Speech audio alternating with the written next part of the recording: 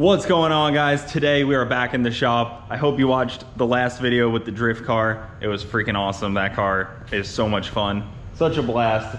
I got some things I have to do to it. I haven't even put the belt back on yet, but this video is not about the drift car at all. This video is all about this guy right here. Favorite car in the fleet. You guys know how much I like this car. It's just freaking awesome. 2JZ Camaro. And as you guys know, this setup is a full induction performance, spec'd out motor combo with, you know, all the induction performance goodies. This is a stage 2 block. So it's just a stock block, stock crank, you know, built head, rods, pistons. You know, it's super basic. You know, it's a VVTi motor with, we're still using the VVTi. It's a Precision 8685, so it's a super beefy turbo, about the biggest you can go with a T4 on a Precision unit. Pretty simple combo, you know, it's only got 6 injectors, nothing crazy. You know, we got electric water pump, a bunch of fancy cool stuff on here that makes this combo a little more unique from your general Supra. And obviously it's pretty far from a generic Supra, but like I said, guys, this is just the induction performance stage 2. I've been 780 on this motor. We've been 7s a couple times. Definitely has a lot more 7s left in it. This motor is really healthy still. Just overall super happy with this. This is like something you could just go call up induction or go look on their website. Like, it is nothing magical or mystical about it, nothing crazy. Very run-of-the-mill generic stuff that almost everybody uses in their street motor. Like, this is a super street motor. That's their goal, is, you know, OEM drivability and all that kind of stuff. Been really happy with that. But as you guys can tell from the video, we are talking about phase 2 of the Camaro, and I am really excited about it. Since the second we placed this order, I've just been so eager to see it. I'm looking right at it, and you guys will see it too. Oh man, oh, it's so nice. Look at this. It's so nice. It's a full billet block. This is a fully billet 2JZ block. It is a TTR CNC block, and it is just immaculate. Everything about this block is just great. TTR 2JZ number 11. This thing is freaking awesome, guys. So as you can see, still water. It is a dry deck, so that means that you run water through the head and you run water through the block. Unfortunately, it is a little less streetable. We don't fully know yet because obviously every combo is different, but let's just keep eyeballing this. Oh, it's so freaking nice. 1/2-inch head studded, darting sleeves, all billet, every single piece of it. And you can see here, so it has a billet girdle, which is a whole separate piece. The whole lower part is a girdle, so it doesn't have, you know, generic typical main caps like most motors will have. Like, most will just bolt in like this, but this is actually all one piece, so it keeps the crank a lot more secured. Already got the hardware in the lower part. This is for the oil pump, so you can run a factory oil pump if you wanted to, but we don't plan on running a factory oil pump because factory oil pumps don't like the high RPM that we want to turn this motor to. This motor has a factory oil pump, and obviously we don't turn it that high. I only shift it at like 8,600 right now, 84, 86-ish, around there I try to shift at. So we don't, you know, rev it as high as we can be with these motors if we just ditched the factory oil pump, because once you rev them that high, you start to scavenge the oil pump, and that's not good. You know, you like oil pressure. So we just don't turn it that high. But this motor, we do plan on doing a dry sump. And once we do a dry sump, we'll probably be able to rev it to like close to 10,000 RPM-ish, you know, 96, 9,800, around there. So getting that extra 1,000+ RPM out of it will be huge. You know, if we can get almost 2,000 RPM out of it, more up top, that will be really awesome. And we're going to be going to a 3.2 liter, so it's going to be just a lot stout a lot more stout down low, and it should also have that, you know, bigger torque up top, all that kind of good stuff. We're going to be changing up the cams. We're going to be changing up a lot of things to make this motor more stout. Now that brings me to my next thing. Obviously, this motor is bare. It has nothing in it right now. We are already in the process of getting everything that we need. We already have crank and rods and pistons all figured out. For the most part, we're still kind of sourcing a couple things, trying to figure out what we want to do for dry sump still. Like, there's still a lot of things that we're kind of up in the air on. We're always trying to try different and new things on this car. Obviously, we like to use a lot of things that are proven, but I always like to try different things and be a little out of the box. So we're not exactly sure what we're doing on everything yet, but for the most part, we will probably reuse this head and put this head on the new motor, drill this one out for 1/2-inch head studs, and kind of run, for the most part, everything the same. If we did switch this head from a non-VVTi, we would have to do a different intake and a different exhaust manifold. So maybe we'll just save that for down the line. Just do this for now because it's already gonna be pricey with all this stuff. So trying to simplify it for now. We'll change this stuff up once we go to a different turbo and a different intake that'll be good for 12 injectors. So kind of changing it up there. But this stuff, like I said, guys, it's not happening right now. Like, this motor is probably, I would say, 5 or 6 months out almost, but I want to start getting it ready and figured out for when we go to more power. You know, we have 6 months to keep running this motor pretty much and dial it in, figure out exactly what we're trying to do, get the chassis dialed in, make a bunch more passes. I'm not just throwing a bunch more power at it right now, guys. This is going to be a gradual thing, but I will feel a lot more comfortable leaning on this motor, knowing that we do have a backup plan already in the works.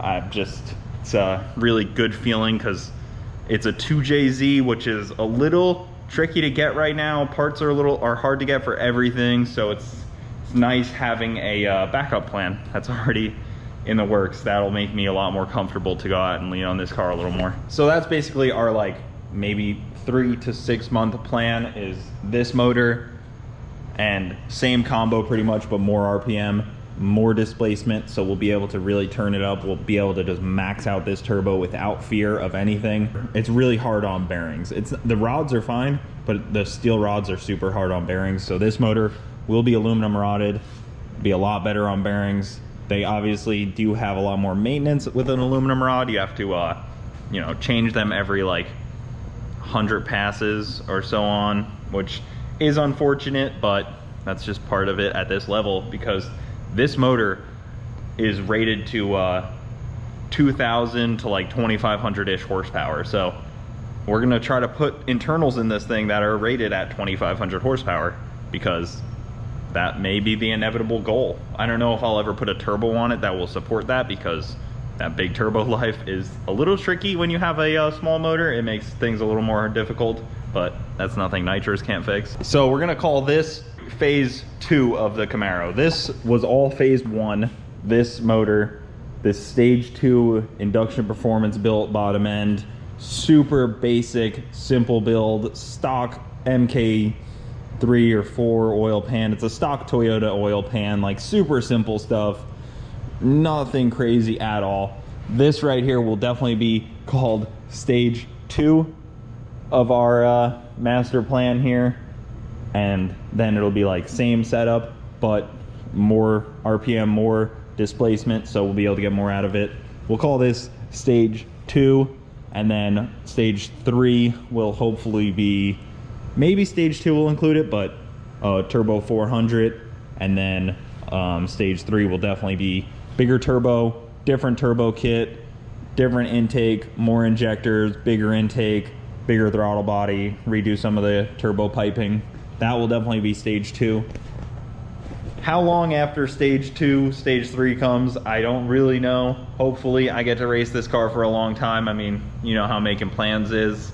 I always learned you make plans, God laughs. That was something I always learned growing up, but this is the tentative goal for the next foreseeable future. So we're gonna be working towards getting this thing put together. Huge thanks to the guys over at TTR CNC. They freaking killed it on putting this together. It's just such a nice block, and this thing is so light. Like, I literally carried this down into the shop just by myself, just picked it up. It weighs very little. I'll probably put it on the scale to see what it weighs in a little bit here, but super light deal. Look at how nice that looks. So crazy seeing a fully CNC'd billet aluminum block. It's just wild to see. Oh, I can't believe it. And there's a lot of, this is a cool block too, because it has a lot of the stock Toyota features that a lot of other billet blocks don't have.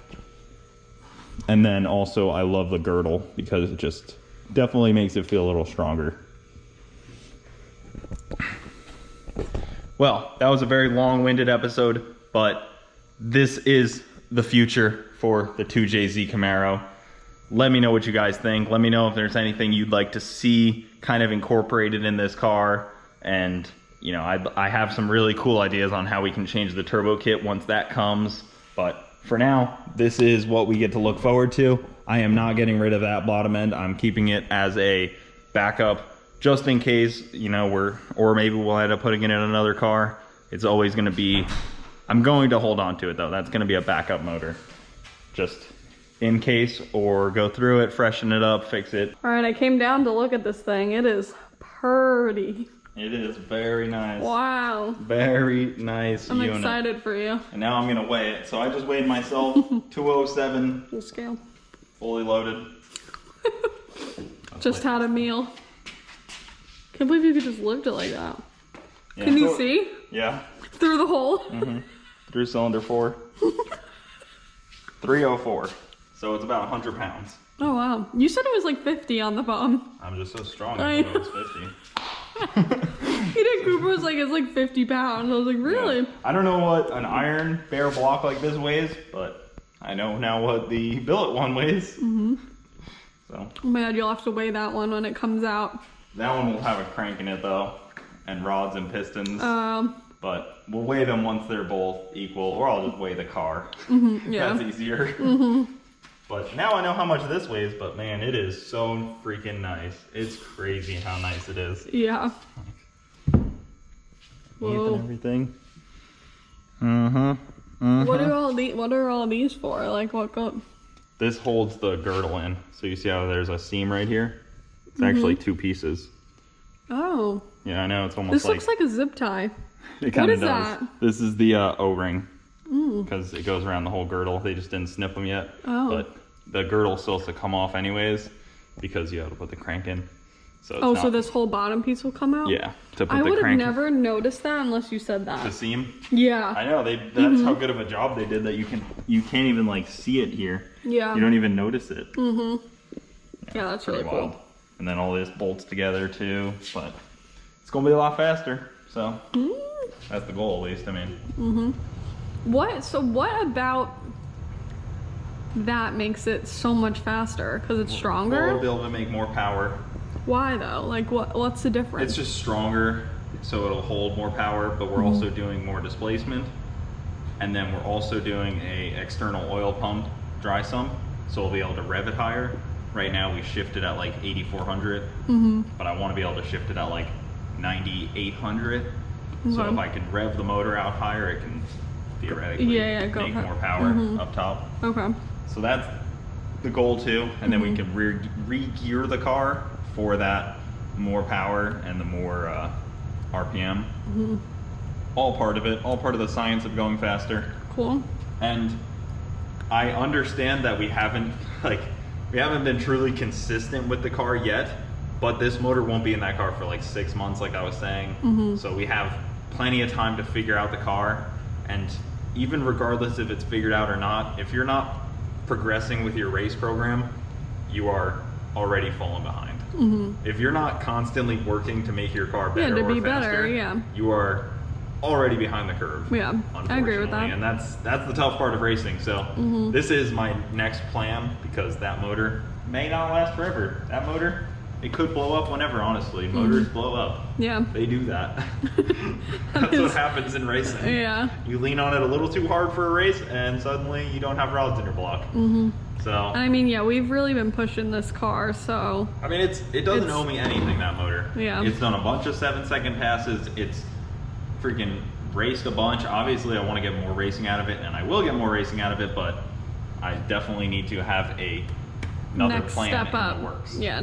It's just a step up. Yeah, exactly. And like I was saying, I'll feel more comfortable leaning on this car now, like pushing it. Yeah. Knowing that we have something going together, so like the car won't have a huge amount of downtime is always the goal. Yeah.